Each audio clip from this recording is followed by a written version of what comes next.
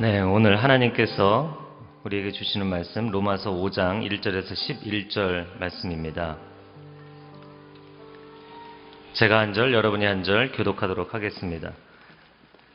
그러므로 우리는 믿음으로 의롭다는 인정을 받아 우리 주 예수 그리스도로 인해 하나님과 더불어 화평을 누리고 있습니다. 또한 우리는 그분으로 인해 우리가 서 있는 은혜에 들어감을 얻었으며 하나님의 영광을 바라며 기뻐합니다.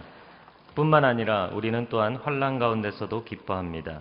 이는 환난은 인내를, 인내는 연단을, 연단은 소망을 이루는 줄을 알기 때문입니다. 이 소망은 우리를 낙심시키지 않습니다. 하나님께서 우리에게 주신 성령으로 인해 그분의 사랑을 우리 마음에 부어주셨기 때문입니다. 우리가 아직 연약할 때 그리스도께서는 작정된 시기에 경건하지 않은 사람을 위해 죽으셨습니다. 의인을 위해 죽는 사람은 거의 없고 선한 사람을 위해 과감히 죽는 사람은 간혹 있기는 합니다. 그러나 우리가 아직 죄인이었을 때 그리스도께서 우리를 위해 죽으심으로 하나님께서는 우리에 대한 그분의 사랑을 나타내셨습니다. 그러므로 이제 우리가 그리스도의 피로써 의롭다는 인정을 받았으니 그리스도로 인해 하나님의 진노에서 확실히 구원받을 것입니다. 우리가 하나님과 원수됐을 때 하나님의 아들이 죽으심으로 인해 그분과 화목하게 됐으니 화목하게 된 우리는 하나님의 생명으로 인해 확실히 구원을 받을 것입니다. 함께 읽겠습니다.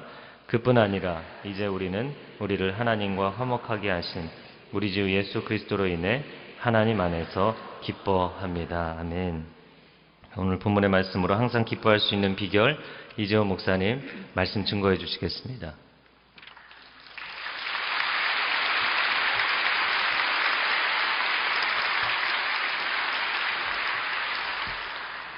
다시 한번 기도하겠습니다. 우리에게 생명을 주신 하나님 아버지, 구원을 주신 하나님 아버지, 값없이 의롭다함을 주신 하나님 아버지, 오늘도 로마서의 말씀을 통하여 우리의 영혼의 진리를 깨닫게 하여 주시옵시고 진리 안에 살게 하여 주시옵시고 진리로 인하여 기뻐하게 하여 주시옵소서. 우리에게 주시는 구원의 놀라운 은총을 날마다 감격하며 기뻐하며 즐거워하며 이 세상 가운데 소망을 두지 아니하고 하나님의 나라와 의를 구하는 인생으로 살게 하여 주시옵소서. 예수님의 이름으로 기도하옵나이다. 아멘. 로마서의 축복과 그 로마서의 능력을 우리가 함께 살펴보고 있습니다. 이 로마서의 말씀을 인하여 여러분의 마음속에 기쁨이 온다면, 또 로마서의 말씀으로 인하여 여러분에게 능력이 임한다면 여러분은 확실하게 하나님의 백성입니다. 왜냐하면 논리로서 또 인간의 설명으로서 이 구원과 생명이 얻어지는 것은 아니기 때문입니다. 사도 바울이 이 엄청난 구원에 관한 진리들을 어떻게 이렇게 설명할 수 있었을까? 그것은 인간의 철학이나 지혜나 논리로 이루어진 것이 결코 아닙니다. 이것은 실제이기 때문에, 체험해야 하기 때문에, 이것은 경험해야만 설명할 수 있는 것입니다. 그러므로 우리 모든 성도들이 이 말씀을 듣고 묵상하고 읽는 가운데 이 말씀이 살아있는 말씀으로 나에게 다가오는 것은 제가 설명을 잘해서가 아닙니다. 여러분들 안에 하나님의 생명이 있기 때문입니다. 여러분 안에 하나님의 구원이 이미 임했기 때문입니다. 거듭남이란 인간의 노력으로 얻어질 수 있는 것이 아닙니다. 내가 거듭났다라고 자각하는 그 순간, 또 내 안에 회개가 일어나는 그 순간, 이미 거듭남은 나에게 일어난 직후입니다. 그러므로 구원파라는 그런 이단이 말한 것처럼 내가 언제 거듭났는지 알 수 있느냐? 사실은 모릅니다. 내가 거듭났다라는 것을 자각하는 그 순간은 이미 거듭난 직후이기 때문에 바로 직전에 거듭났는지 아니면 그 이전에 언제 거듭났는지, 거듭남은 인간의 노력이나 우리의 의식으로 이루어지는 것이 아니라 오직 성령으로 거듭나는 것이기 때문에 바람이 어디서 와서 어디로 가는지 알지 못하는 것처럼 거듭남은 인간의 지혜와 철학으로 이루어지는 것이 아닙니다. 오직 성령의 임재하심으로 우리가 거듭나고 그 거듭남으로 인해서 우리의 눈이 밝아지고 보게 되는 것입니다. 깨닫게 되는 것입니다. 그리고 그것을 누릴 수 있게 되는 것입니다. 그러므로 이 로마서의 말씀을 통해서 우리가 받은 그 놀라운 구원을 우리가 확인하고 또 그 구원의 감격을 회복하고 또 그 구원의 기쁨을 누리게 되는 것, 그리고 그 구원을 증거하는 삶을 살게 되는 것, 이것이 우리가 함께 로마서를 통해서 경험해야 할 진리인 것입니다. 어제 로마서 4장 말씀을 통해서 믿음으로 의롭게 된다는 것이 어떤 의미인지를 다윗과 아브라함의 인생을 통해서 특별히 집중적으로 이 아브라함의 삶을 통해서 설명했습니다. 아브라함이 믿음으로 의롭게 된 것이 창세기 15장 6절에 나오는 것, 아브라함이 하나님을 온전히 믿지 못하고 불신앙 가운데 있을 때 하나님이 그 아브라함을 통해서 약속의 자녀를 주신다고 하셨지만 믿지 못했기 때문에 엘리에셀이라는 종을 양자로 드리겠다고 하나님 앞에 건의하는 그 순간에 하나님께서 그 아브라함에게 약속을 확인시켜 주시고 그 마음속에 새싹처럼 한 줄기 빛처럼 어쩌면 아브라함도 아직 확신하지 못하는 그러한 아주 연약한 믿음, 최저의 믿음, 이 미니멈의 레벨의 믿음을 하나님이 보시고 의롭게 여기셨다. 그 믿음조차도 하나님이 주신 그 믿음이죠. 하나님께서 가르쳐 주신 믿음, 넣어주신 믿음, 덧입혀 주시는 믿음인데 그 믿음을 의롭게 여기셨다. 그러므로 그 이후에 주어졌던 할례나 그 이후에 주어졌던 율법, 그 어떤 것과 상관없이 아브라함이 할례나 율법이 주어지지 않은 그 상태에서 믿음을 얻게 된다는 것은 유대인뿐만 아니라 할례나 율법이 없는 모든 사람들에게 동일하게 해당되는 것, 그것은 하나님의 약속을 믿고 받아들임을 의롭게 여기신다. 그러므로 예수 그리스도를 통해서 우리에게 주시는 약속이 있습니다. 예수님의 죽으심과 부활은 바로 우리의 의로움을 위해서 하나님이 주신 것이다 라는 이 새로운 약속, 이 약속을 믿음으로 받아들인다면 율법을 통해서 의롭게 되는 것이 아니라 하나님의 은혜로 믿음으로 말미암아 의롭게 된다는 것을 우리에게 가르쳐주고 있습니다. 그러므로 예수 그리스도를 믿는 모든 사람들은 아브라함의 자손이요, 또 아브라함에게 주신 그 약속과 축복을 동일하게 주신다라는 것입니다. 로마서 5장부터는 이제 그 믿음으로 의롭게 된 자들이 누리는 축복과 은혜를 더욱 상세하게 설명하고 있습니다. 이 의롭게 된다는 것이 어떤 뜻일까요? 초반부에 간략하게 설명했지만 조금 더 구체적으로 설명한다면 이 의라는 것, 헬라어로 디카요 슈네라고 하는 단어는 그 당시의 용어입니다. 그럼 오늘날에도 여전히 생각해 볼 수 있는 그러한 언어죠. 단어입니다. 두 가지 의미에서 이 의는 정의됩니다. 첫 번째는 이 공동체의 관계 속에서 요구되는 그러한 의무, 그러한 요구를 충족시키는 것, 이것이 의입니다. 예를 들어서 부모와 자녀와의 관계라고 본다면 자녀와 부모와의 관계의 의는 무엇입니까? 부모는 그 자녀를 책임지고 양육하고 돌볼 의무가 있는 것입니다. 의로운 부모란 야단치고 고함치는 부모가 아니라 사랑으로 잘 용납하고 섬기고 자녀를 사랑하고 책임지고 보호하는 부모가 의로운 부모인 것입니다. 의로운 자녀는 어떤 자녀입니까? 이렇게 생각해 보시죠. 유치원 다니는 자녀가 어느 날 부모님에게 와서 부모님, 아무래도 제가 돈을 벌러 나가야 될 것 같습니다. 부모님이 능력이 없으신 것처럼 보여서 저 열심히 일해서 부모님을 도와드려야 되겠습니다.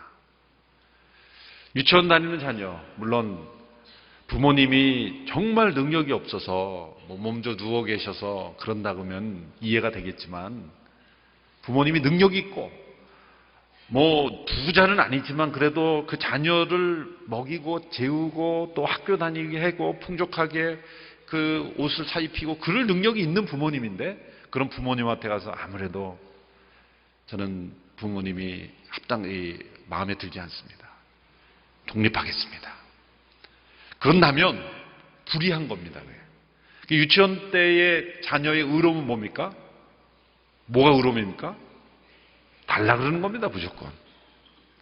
아빠 엄마 사줘, 아빠 엄마 줘, 해줘. 의로움이에요. 어린 자녀들은 부모님을 전적으로 의지하는 게 의로움입니다. 그게 의로움이에요. 부모와 자녀와의 관계에 있어서 합당한 태도를 가지는 것, 올바른 관계를 가진 것. 그러나 장성하에서도 계속 그러면 어떻게 하겠습니까? 그 의로움이 아니에요. 이제 부모님은 연로하시고 힘드시면 자녀가 부모님을 섬기고 돌봐드리고 이제는 부모님께 무엇을 해드릴까 생각하는 것이 의로움인 것입니다. 의로움인 것입니다. 이렇게 관계에 따라서 그 의로운 요구는 달라지는 것입니다. 또 그 상황에 따라서 달라지는 것입니다. 또 한 가지는 우리의 사회생활 속에서 이 언약의 관계에서 의로움, 직장 생활을 하면 그 직장과의 그 관계가 있습니다. 계약이 있습니다. 그 계약 관계 요구를 충족시켜주는 것, 의로움인 것입니다. 나는 의로운 백성이라고 생각하고 직장에서의 일은 팽개치고 나는 의로운 하나님의 백성이니까 교회 일에만 열심히 한다. 그 의롭지 못한 거예요. 의로움이란 직장에서의 요구를 충족시켜주는 거예요. 만족시켜주는 것입니다. 퇴근 시간만 되면 땡 하면은 출근하는 그러한 어떻게 보면 이기적인 모두가 그 회사에서 그 요구되는 그러한 요구와 의무를 충족시킬 수 있는 그러한 의로운 직장인. 사회와 가정과 모든 공동체마다 그 의의 기준이 있어요. 그런데 하나님과 우리와의 관계에서 의로움, 그것은 전 천지를 창조하시고 인간을 창조하신 그 하나님 앞에서의 피조물로서의 의는 뭘까요? 그 하나님을 경외하고 순종하고 높여드리고 영광을 올려드리고 그 하나님께서 나를 창조하신 목적대로 살아가는 것, 그것이 의죠. 그러나 그 의로움 관계가 무너졌습니다. 인간이 불의함에 빠졌습니다. 죄로 말미암아 하나님께 순종해야 될 사람들이 하나님께 불순종하게 됐습니다. 하나님 앞에 진실하게 나아가야 할 존재들이 거짓을 말하게 되었습니다. 하나님을 기뻐하고 즐거워해야 될 존재들이 자기 자신을 기뻐하고 세상을 기뻐하게 되었습니다. 불의한 상태에 이르게 된 것입니다. 인간의 노력과 어떤 행위로는 이 의로움을 다시 찾을 수가 없게 되었다. 이것이 바로 로마서 1장부터 3장까지의 핵심 교훈이었던 것입니다. 그러나 이제는 율법에 나타난 하나님의 의, 이 하나님의 의는 하나님께서 더딥혀 주시는 의, 의롭다고 여기시는 의, 의로운 백성이라고 먼저 선언하시는 의, 내 상태와 상관없이 하나님께서 일방적으로 나에게 베풀어 주시는 의, 값없이 주시는 의가 나에게 나타났다. 언제나 대가를 지불하는 데 익숙했던 인간들은 그 하나님의 더딥혀 주시는 값없이 주시는 의를 받아들이기가 힘듭니다. 그러나 하나님 편에서는 엄청난 대가가 치루어진 의인 것입니다. 그 하나님의 의를 이루기 위해서 하나님은 엄청난 희생을 치르신 것입니다. 따라서 우리가 예수 그리스도를 믿음으로 말미암아 얻는 하나님의 의가 우리에게 주어졌을 때 우리에게 어떠한 결과가 나타나는가, 그것이 로마서 5장부터 8장까지의 말씀인 것입니다. 정말 이 로마서 5장부터 8장까지의 이 말씀을 통하여 얼마나 많은 사람들이 변화가 됐고 구원의 진리를 깨닫고 그리고 그 하나님의 생명을 누렸는지 모릅니다. 저는 이 새벽에 잠시 드리는 짧은 이 말씀을 통해서뿐만 아니라 여러분이 이 40일 기간 동안에 이 로마서의 말씀을 깊이 묵상하고 되뇌이고 이 말씀을 붙잡고 기도함으로써 이 하나님의 구원을 깊이 체험하는 그런 기간이 될 수 있게 되기를 축원합니다. 로마서 8장까지의 이 구원의 진리를 믿음으로 말미암아 얻는 하나님의 의를 체험함으로써만 9장이 이해가 됩니다. 9장은 하나님의 선택과 섭리입니다. 예정이 나옵니다. 많은 사람들이 하나님의 예정을 오해하고 있어요. 이 하나님의 예정은 로마서 8장까지를 깨닫고 체험한 사람이 고백하는 신앙의 고백입니다. 사도 바울이 하나님께서 그리스도 안에서 나를 구원하신 사실을 깨닫고 난 뒤에 이러한 하나님의 그 구원의 계획은 언제부터 있었던 것인가? 창세 전부터 있었던 것이구나. 그리고 하나님께서 그리스도 안에서 나를 선택하신 것도 창세 이전부터, 나를 창조하시기 이전부터 하나님께서 나를 선택하셨구나 라는 신앙의 고백입니다. 예정은 신앙의 고백입니다. 그래서 이러한 8장까지를 체험해야만 9장 이후가 체험이 되고 깨달아지는 것이죠. 오늘 5장의 말씀을 통해서 보면 믿음으로 의롭게 된 자들에게 주시는 축복, 첫 번째는 하나님과 더불어 화평을 누리게 된다는 것입니다. 평화를 누리게 된다는 것입니다.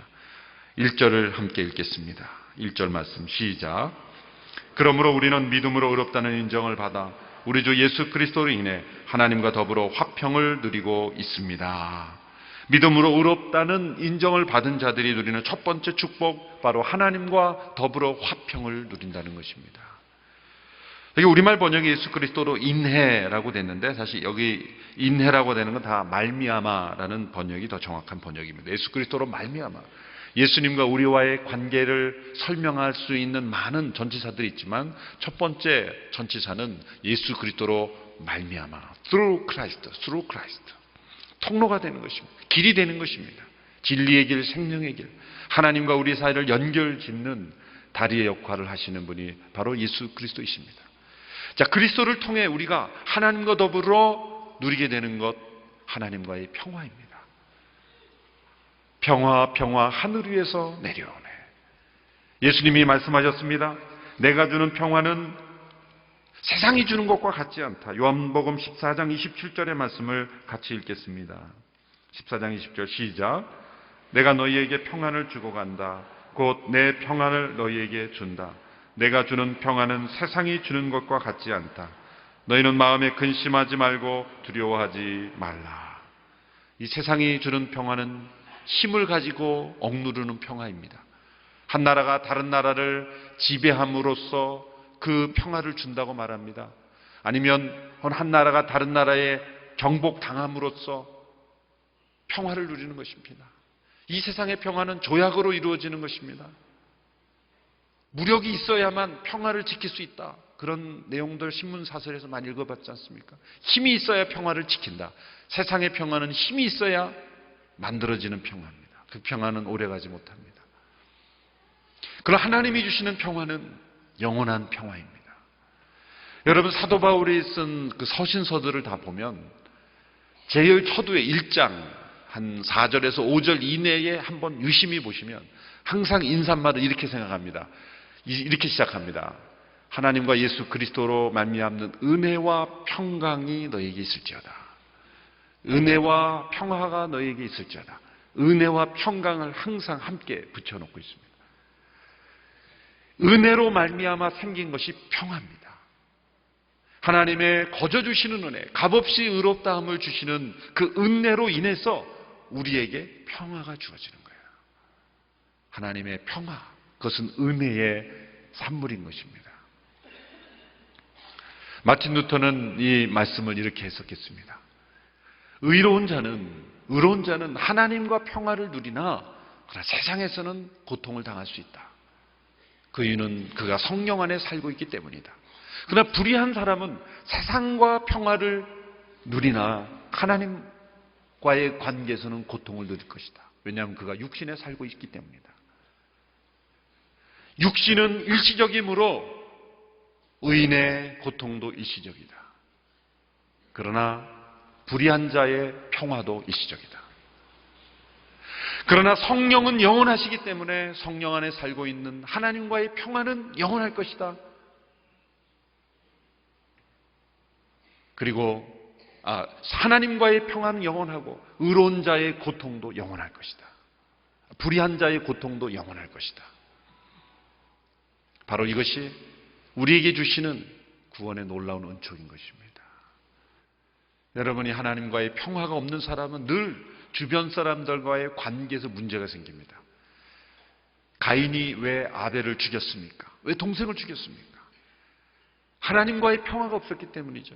자신이 드린 예물을 하나님께서 받지 않으셨다라는 그 하나님께 대한 분노 때문에 형제를 죽인 겁니다.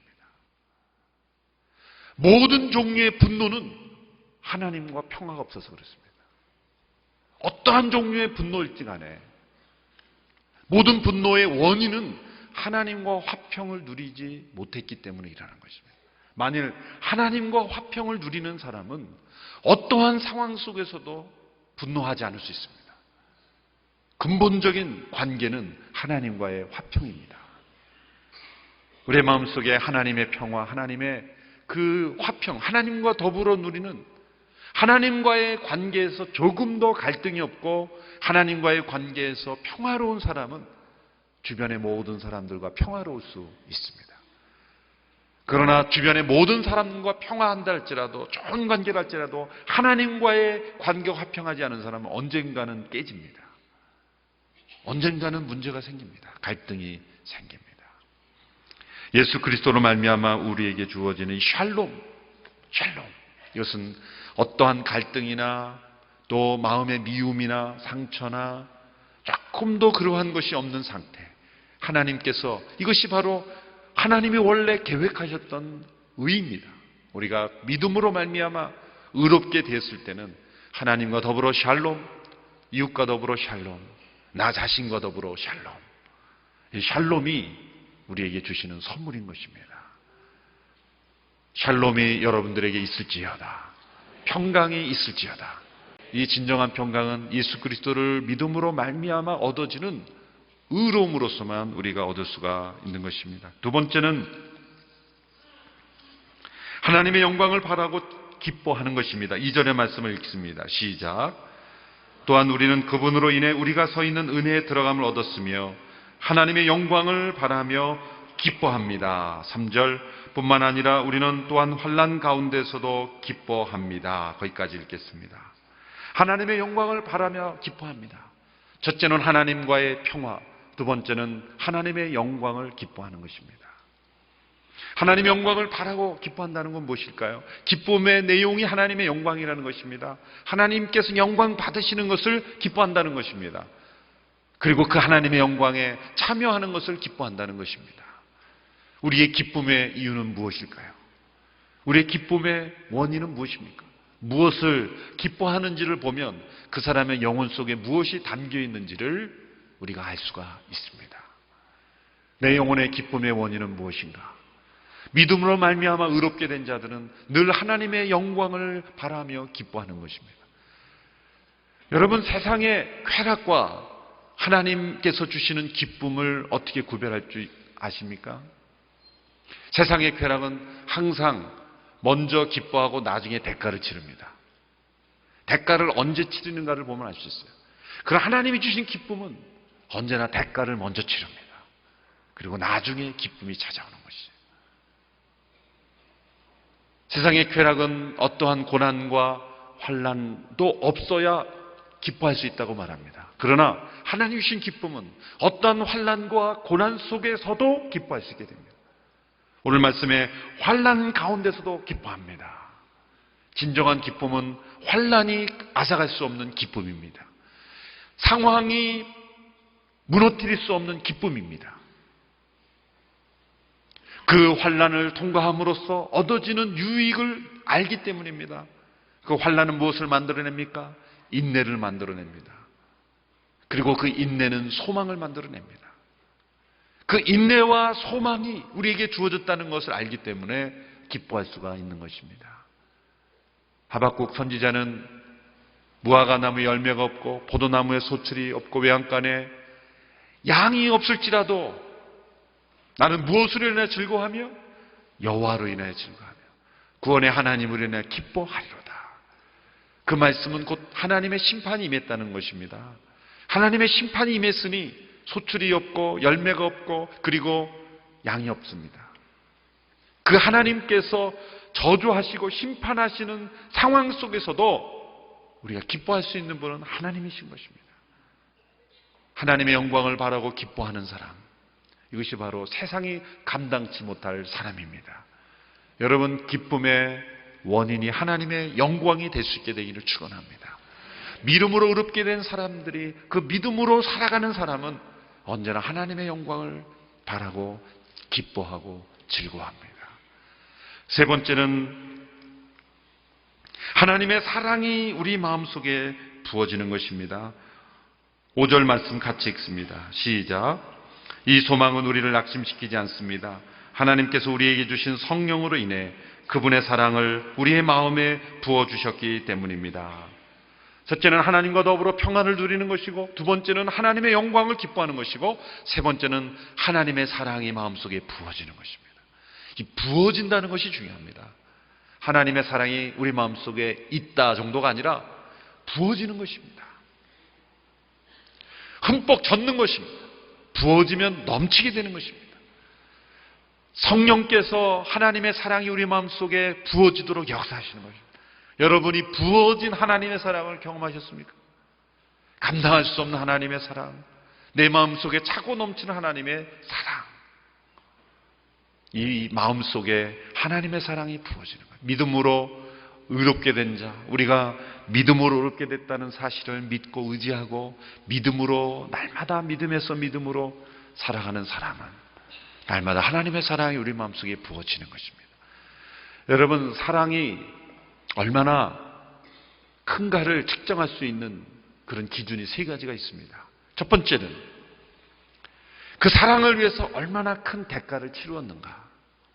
얼마나 큰 대가를 치루었는가. 사랑하는 사람을 위하여 얼마나 값진 대가를 치루었는가. 그것이 그 사랑이 얼마나 큰지를 보여주는 것입니다. 두 번째는 그 사랑을 받는 사람이 얼마나 받을 자격이 없는 사람인가. 받을 만한, 사랑받을 만한 사람에게 준 사랑은 그것도 사랑이지만, 그러나 그것은 악인들도 하는 사랑이라고 말씀하셨어요.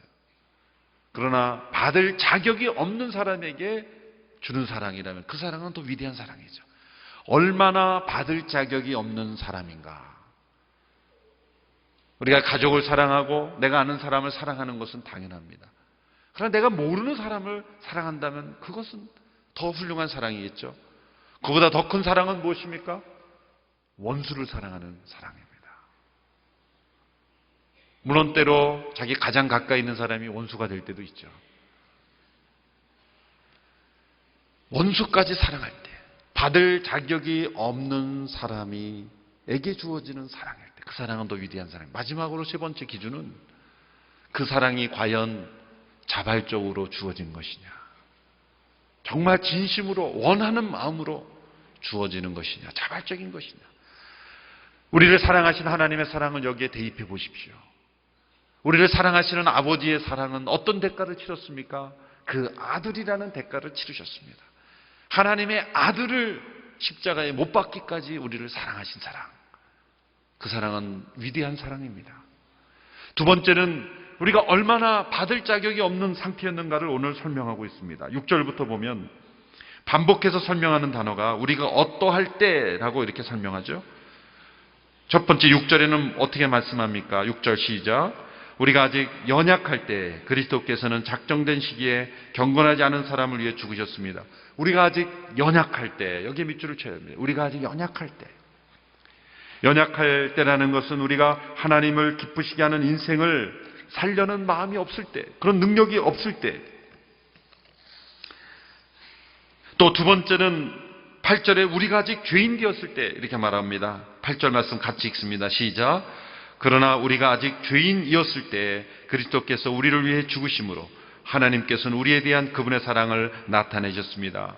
우리가 아직 죄인 되었을 때, 그것은 바로 하나님의 진노를 받아야 할 때라는 것이죠.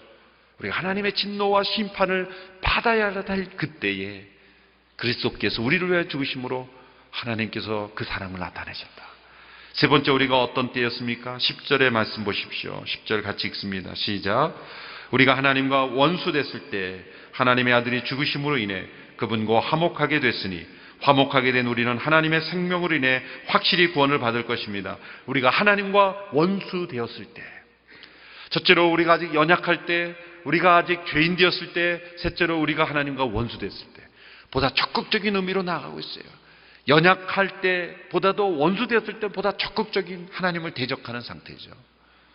하나님을 찾지도 않고 때로 하나님을 대적하고 있을 때, 하나님을 알고 싶지도 않아 할 때, 우리가 하나님을 멀리 할 때, 누가복음 15장에 아버지가 그 아들을 용서하는 것은 아버지 집에 돌아왔을 때부터가 아니라 어쩌면 아버지께 분깃을 달라고 집을 나갈 때, 돌아오지 않고 있을 때, 이렇게 아버지 없이 사는 것이 나는 좋다라고 생각할 그때에, 아버지께로 올 마음이 없을 그때에, 아버지를 저주하고 원수같이 여길 그때에 주신 사랑이라는 거예요. 그 아들이 회개하고 돌아왔을 때 주신 사랑이 아니라는 거죠. 그 사랑의 타이밍이 중요한 것입니다. 사랑의 그 부어진 순간이 언제인가. 하나님이 우리를 사랑하실 때는 우리가 경건한 모습으로 예배할 때만이 아닙니다. 물론 하나님이 우리가 하나님 앞에 경건한 모습으로 예배할 때 얼마나 기뻐하시겠어요. 우리를 사랑하시겠어요. 말할 필요도 없는 거죠.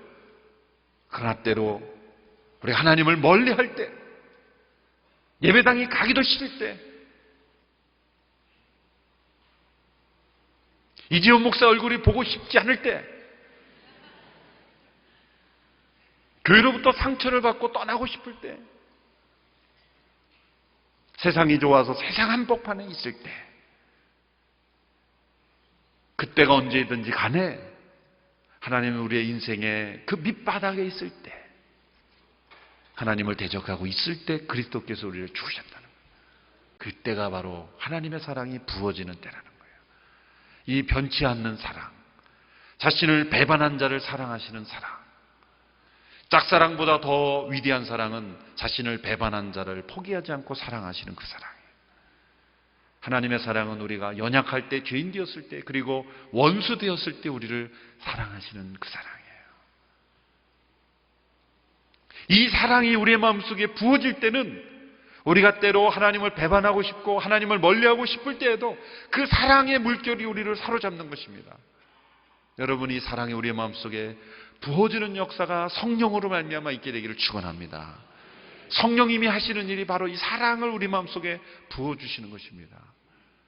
그리고 놀랍게도 이 사랑은 자발적인 사랑이었습니다. 우리를 위하여 그리스도께서 스스로 자신의 목숨을 내어주신 것입니다. 그런데 이 모든 하나님의 사랑을 이룬 그리스도의 죽으심으로 인해가 반복되고 있습니다.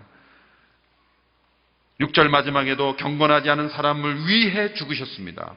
또 8절에도 우리가 아직 죄인 되었을 때에 그리스도께서 우리를 위해 죽으심으로, 또 10절에 우리가 하나님과 원수를 될 때 하나님의 아들이 죽으심으로 인해, 이 죽으심으로 인해라는 말은 더 정확하게 번역하면, 해설하면 예수님께서 우리를 대신하여 죽으심으로 인해. 창세기부터 요한계시록까지 성경 전체에 흐르고 있는 핵심 진리는 바로 인류를 대신하여, 나를 대신하여 죽으시는 분이 계시다는 거예요. 대신의 죽음, 대신 죽음, 이 대속입니다. 대속. 성경의 로마서에 지금까지 많은 그런 사상 단어들이 나왔어요. 구속이라는 단어도 나오고, 또 칭의, 또 여러 가지 그 화목, 여러 가지 단어도 나오지만 이 모든 단어들을 만들어낸 한 가지 단어는 대속입니다. 대신의 죽음. 창세기 22장에 아브라함이 모리아산에서 이삭을 바치라고 했을 때 순종함으로 그 이삭을 바쳤습니다. 그 순간 하나님께서 이삭을 멈추라고 하셨어요. 멈추라고 하셨어요. 그래서 우리는 하나님께서 이삭의 순종을 받아주셨구나, 아브라함의 믿음이 완성되었구나, 굳된 믿음이야, 그러고 끝나버립니다. 사실 그 장면이 거기서 끝나면 안 됩니다. 거기서 끝나면 안 돼요. 가장 중요한 그 사건의 핵심은 어디 있습니까? 그 다음에 나오는 사건이에요. 그게 뭡니까? 아브라함이 눈을 들어보니 수풀에 양이 걸려 있었어요. 그래서 그 양으로 이삭을 대신하여 제사를 드린 것입니다. 그러므로 하나님이 이 아브라함에게 요구하신 제사는 완성된 겁니까? 미완성된 겁니까? 완성된 겁니다. 하나님이 이삭을 바치라고 했지만 이삭을 중단시키고 하나님이 준비하신 양을 통해서 대신 제사를 완성하셔 받으신 거예요. 그 이삭을 대신한 어린 양이 그 창세기 22장의 모리아 사건에서 가장 중요한 핵심적인 것입니다. 아브라함이 이삭과 함께 갈 때 이삭이 아브라함에게 말했죠. 아버지, 번제할 어린 양은 어디에 있습니까? 그럴 때 아브라함이 뭐라고 대답했습니까?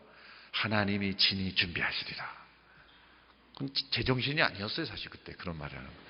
미래에 일어날 일을 알고 한 게 아니에요.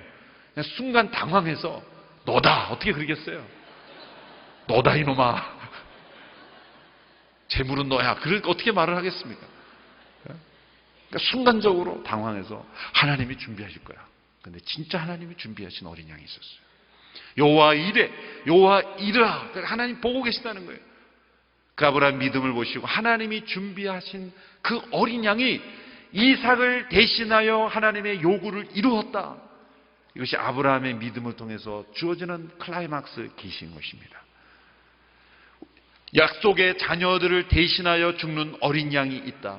그뿐만 아닙니까? 출애굽기 12장에서 이스라엘 백성들을 애굽에서 이끌어내실 때 마지막 10가지 재앙에 모든 애굽의 처음 난 장자들을 죽이는 그런 재앙을 계획하셨을 때 하나님이 어린 양의 피를 좌우 임방과 문설주에 바른 그 집은 보고 넘어가리라. 그것은 일종의 하나의 사인에 불과한 것이 아니었습니다. 실제로 그 집에서, 그 가정에서 어린 양이 죽임을 당했지 않습니까? 식별 표시로 빨간 페인트를 쓰듯이 그렇게 그것을 얘기하는 게 아니에요. 그 가정에서 한 마리의 양이 죽임을 당했지 않습니까? 그렇죠. 죽임을 당한 겁니다. 그러므로 그 장자를 대신하여 어린 양이 죽임을 당했기에 봐주는 게 아니라 희생이 치러지심으로 그 가정을 넘어가는 겁니다. 그 장자를 대신한 어린 양. 제가 이전에 설명드렸죠. 속죄의 날에 욤키푸르, 속죄의 날에 온 백성들의 죄를 대신한 아사셀의 염소, 광야로 내보냄을 당해 죽임을 당하는 그 양의 안수함으로 그 모든 백성들의 죄가 그 어린 염소에게 전가되고, 그리고 염소가 그 백성들을 떠나는 것. 그것도 역시 마찬가지입니다. 요한계시록의 마지막 나오는 새하늘과 새 땅에 그 주인공으로 나오시는 어린 양 예수, 그분 항상 수식어가 붙습니다. 죽임당하신 어린 양. 그분께 모든 존귀와 영광과 찬양을 올려드리는 것입니다. 성경은 창세기부터 계시록까지 대속의 진리를 설명하고 있습니다. 우리를 대신한 어린 양이 계시다. 그리스도께서 우리를 대신하여 죽으심으로 하나님의 사랑이 우리 가운데 부어지고, 그리고 하나님의 영광을 바라며 즐거워하게 되고, 그리고 하나님과 더불어 평화를 누리게 된다는 것입니다. 이것이 바로 그리스도로 말미암아 through Christ, 예수 그리스도를 믿음으로 의롭게 된다는 것의 가장 중요한 핵심적인 진리인 것입니다. 예수 그리스도로 말미암아 하나님과 평화를 누리셨습니까? 하나님의 영광을 바라고 기뻐하고 계십니까? 그리고 여러분의 마음속에 하나님의 사랑이 부어졌습니까? 만일 그 사랑과 그 평화와 그 기쁨을 경험하고 있지 못하다면 나를 대신하여 죽으신 그 주님의 사랑 앞에 나가시기를 바랍니다. 여러분을 대신하여 죽으신 분이 계십니다.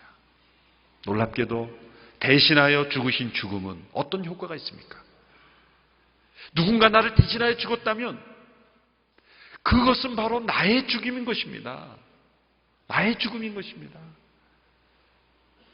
예수님이 대신 담당하심으로 나를 봐주시는 것이 아니라 하나님이 보시기에는 내가 죽은 것입니다.